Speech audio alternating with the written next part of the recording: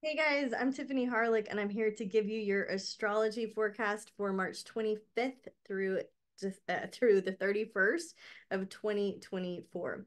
The big thing going on this week, of course, you have been feeling it, you have known it's been coming, and here it is, March 25th, the eclipse in Libra. So, this is a full moon lunar eclipse. I have a fabulous class on eclipses if you're new to that energy and how they work with the nodes of the moon in the sky, and they feel like 100 hours are happening in 24 hours, or sometimes 100 days in 24 hours. Eclipses are rocking moments in your life, right? These are pivotal moments where you might not see it coming, but looking back, you can say, yep, March 25th, 2024. Now, March 25th starts eclipse season. So we'll have four eclipses within eclipse season. And this is the first one that we're going to see in 2024. And it's happening not while it's happening while there's pretty clear skies. This is one of the, I think, in my opinion, it's the best eclipse of the year.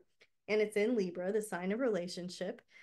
So I want you to look at the house in your astrology chart where 5 degrees of Libra is. So it's not just relationships, but what house is 5 degrees of Libra in your chart? If you need help with that, just ask me in the comments. I will help you find it in your chart so that you know what house is being activated. And that will give you more information about what is pivoting in your life in a big, big way. An eclipse in the first house, right? What's being rewired about your identity? The Libra eclipse in the second house of finances. What's being rewired about your income, the way you're making money? The third house, right? Your communications, the way that we use transportation, the way that we get our message across, right? The way that we transmit information and take classes and things like this, our siblings, our neighbors. The fourth house has to do with home and family, our roots, our refuge, our lineage.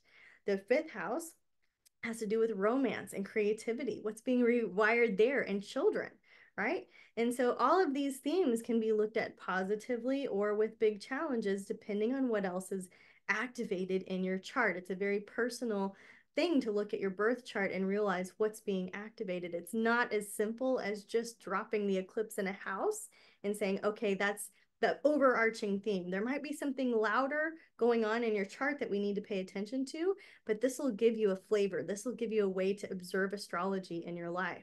So as we keep going, the sixth house has to do with your day-to-day activities, your routines, your preventive health and wellness. So there could be a big shift in your health going on, right? Something to pay attention to. The seventh house, our relationships, our significant others, sometimes open enemies, depending, right? In the eighth house, our shared resources, our deepest human bonds, sex, death, and taxes. The ninth house, our philosophy, the way that we connect overseas. The 10th house, our career, our midheaven, what people need from us in this world, our give back is. The 11th house, our networks, our groups, the large masses of people that we work together with. This could be Facebook groups. This could be groups on social media. This could be newsletter groups. This could be actually meeting in person, right? Your beekeeping groups, things like this. And then the 12th house, the subconscious mind. So things that are coming up for healing, that are being unearthed from the subconscious. So you want to know where 5 degrees of Libra is. So if I can help you, just drop me a question in the comments and I will absolutely help you with that. Eclipses offer buried treasure. They offer, you can't stop them, right? It's kind of like giving birth. You can breathe through it. It's not going to stop the pain. It's going to help you get to the other side, right? As calmly and collectively as you can. But sometimes it's just going to hurt. And sometimes it's going to be beautiful and the best thing that ever possibly could have happened. So stay open-minded, as the biggest energy in the skies is absolutely this lunar eclipse, full moon lunar eclipse at 5 Libra. Also this week, yeah, Venus is going to sextile Uranus on March 28th. Sparks fly, probably the good kind. I'm really not scared of this eclipse. I think it's going to be beautiful and interesting. It's good energy for entertaining, for talking with people, for finding unique deals, for finding unique connections, for finding things that just feel very unpredictable.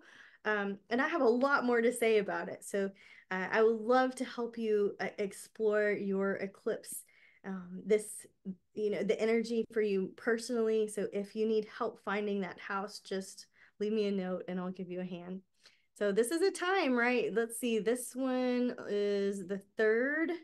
It's the full moon eclipse. So this is the third pivot that's happening in that four dates that sorry, I'm just let me rewind that for a second here.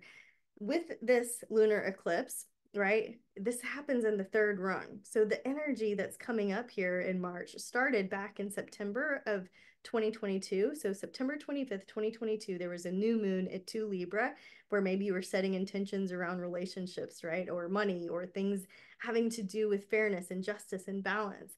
And harmony, right? So look back to September of 2022. What were you seeding? What were you intending? What were you wanting? What were the desires of your heart? Look at your journals, look at your digital calendars. Who was in your life? What conversations were being had?